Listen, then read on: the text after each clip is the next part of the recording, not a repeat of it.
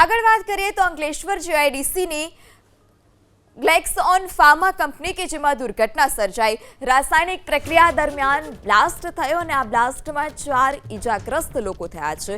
ચારેય ઈજાગ્રસ્તોને સારવાર માટે હોસ્પિટલ ખસેડવામાં આવ્યા। જીઆઈડીસી પોલીસ અને સેફટી વિભાગની ટીમ પણ સ્થળ પર પહોંચી છે।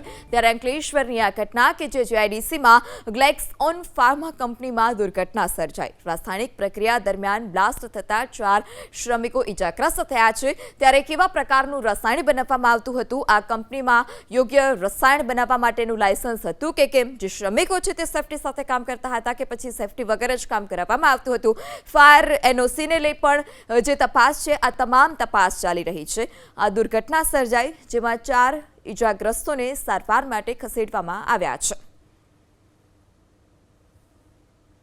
ત્યારે ઈજાગ્રસ્ત ચારેય લોકો હાલ હોસ્પિટલમાં સારવાર હેઠળ છે। શ્રમિક પરિવારને પણ આ બ્લાસ્ટ અંગે જાણકારી આપી દેવામાં આવી છે। જીઆઈડીસી પોલીસ અને સેફટી વિભાગ પણ હાલ અત્યારે સ્થળ પર પહોંચી રહ્યું છે।